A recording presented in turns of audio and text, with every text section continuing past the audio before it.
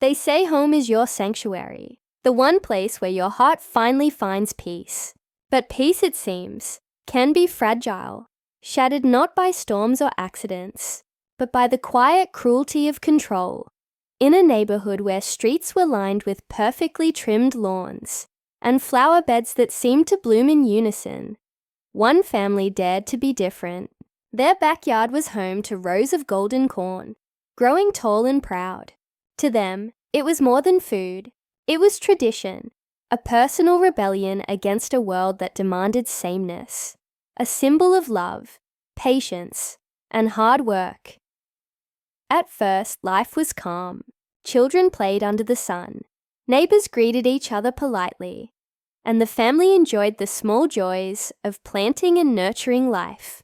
But calm is often deceptive. Small letters began arriving in the mailbox, polite requests for uniformity.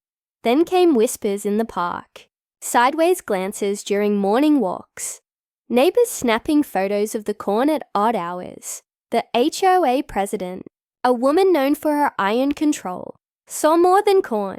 She saw disobedience, a threat to her authority. Uniformity is safety, she repeated to anyone who would listen. And to the family, she said plainly, remove the garden or face the consequences. Fear mingled with resolve. At night, the family huddled together, listening to the creaks of the house, imagining eyes in the darkness, feeling every snap of a twig, as though it might herald another threat. The youngest child asked, Mom, why are they so angry at the plants? Her mother held her close. Because sometimes people fear what they cannot control. Weeks turned into months. Fines arrived like thunderclaps. Letters written in heavy legal language, threatening property liens. Anonymous signs appeared overnight. Not welcome. Rules matter. The children, once carefree, now hesitated to play outside, while supportive neighbors watched from behind curtains, too afraid to intervene. Then came the first act of destruction. A car had driven across the edge of the cornfield, crushing rows of stalks.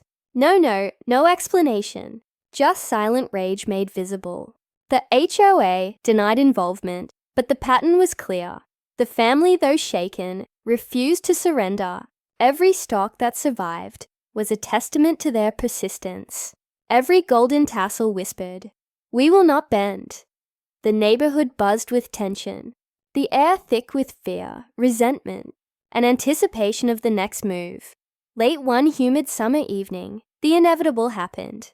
Flames leapt into the sky, devouring the cornfield. Smoke billowed like dark clouds, and neighbors called 911 in panic.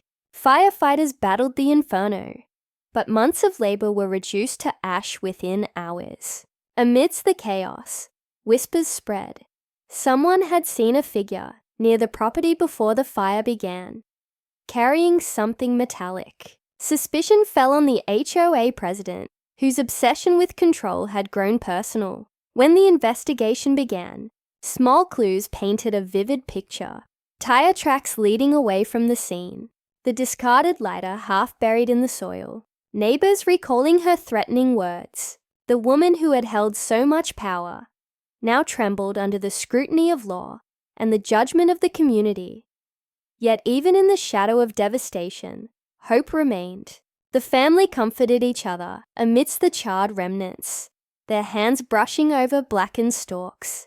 They can burn the corn, the father said, voice steady, but they cannot burn what we believe in. And life went on.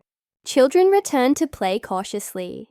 Neighbors whispered not just about fear, but admiration. And slowly, the family began planning anew.